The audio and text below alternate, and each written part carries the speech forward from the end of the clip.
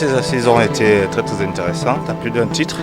D'abord, nous tenons à dire notre profonde gratitude, nos remerciiements au peuple congolais et au chef de l'État, au président de l'Assemblée nationale, au président du Sénat, qui ont pris toutes les dispositions idoines pour que les travaux puissent se tenir dans d'excellentes conditions.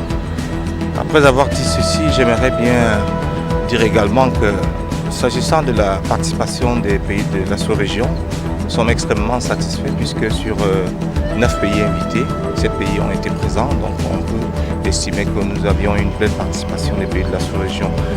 Pour ce qui est de la thématique, c'est une thématique importante et intéressante dans la mesure où tous nos pays de la sous-région Afrique centrale sont maintenant, comme vous le savez, engagés dans un processus d'émergence puisque la plupart proclament une émergence dans 10 ou 15 ans pour ceux qui seront peut-être un peu en retard.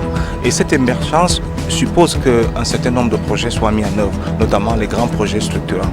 Et les grands projets structurants ont ceci de particulier, c'est qu'ils détruisent la biodiversité. Comment donc faire pour concilier notre intérêt à nous développer puisque nous le savons, nos populations sont pauvres, nos pays sont pauvres et nous avons intérêt à avancer, on doit aller dans le sens du développement. Comment donc concilier notre avancée vers le développement et la conservation de la biodiversité puisqu'il est bien entendu que la sous-région Afrique centrale, plus précisément le bassin du Congo, renferme la deuxième forêt tropicale au monde. J'étais dans la salle lorsque le président Félix Tshisekedi a porté la parole de l'Afrique centrale et j'étais extrêmement fier d'être ressortissant d'un pays. Et le président il parlait au nom de l'Afrique centrale. Donc c'est la conciliation de ces deux pans du fléau de la balance qu'il convient d'adresser dans le cadre de cet atelier.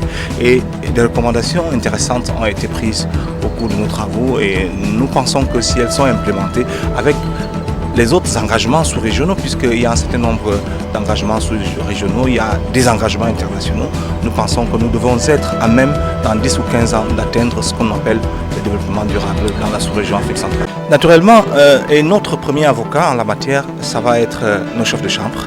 Et c'est pour cela que nous avons apprécié l'accompagnement des chefs de chambre, le président du Sénat, la présidente de l'Assemblée nationale, qui ont vraiment accompagné l'initiative.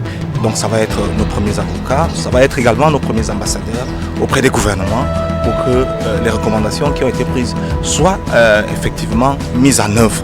Naturellement, nous avons un travail important aussi au sein du réseau. Il s'agit de renforcer les capacités des parlementaires. Une chambre vient d'être mise en place à RDC. Donc il est question que le plus grand nombre de collègues soient entraînés sur les questions de développement durable, sur les questions qui sont les thématiques du REPAR, de telle manière à ce que nous puissions constituer une masse critique qui va pouvoir influencer les politiques publiques qui sont mises en œuvre dans les pays du bassin du Congo. La question environnementale, c'est une question qui concerne tous les peuples du monde. Vous avez vu la jeune élève suédoise, je crois, qui a mobilisé le monde sur la question environnementale. Il y a des grèves qui se font dans les écoles aujourd'hui à travers le monde parce que les enfants considèrent que nous, les adultes, nous ne prenons pas très au sérieux la question du changement climatique.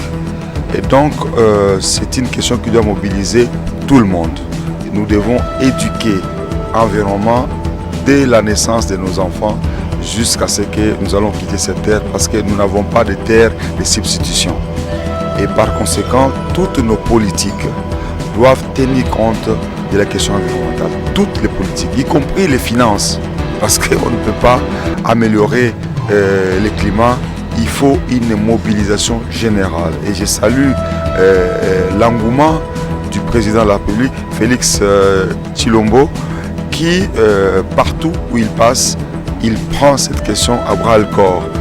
Également, bien évidemment, l'Assemblée nationale et le Sénat, qui comprennent l'importance de l'environnement. Et bien évidemment, de tous les parlementaires membres du REPAR RDC, il faut bien dire ce que c'est les REPAR parce qu'on va voir que nous sommes des réparateurs de pneus. C'est plutôt les réseaux des parlementaires pour la gestion durable des écosystèmes forestiers d'Afrique centrale. Et donc aujourd'hui, nous devons mobiliser tout le monde. Et je crois que au-delà du Parlement, il faut que l'exécutif s'implique. Parce que nous avons la mission de voter des lois, mais il faut que ces lois-là s'appliquent. Et ceux qui appliquent les lois sont nos gouvernants.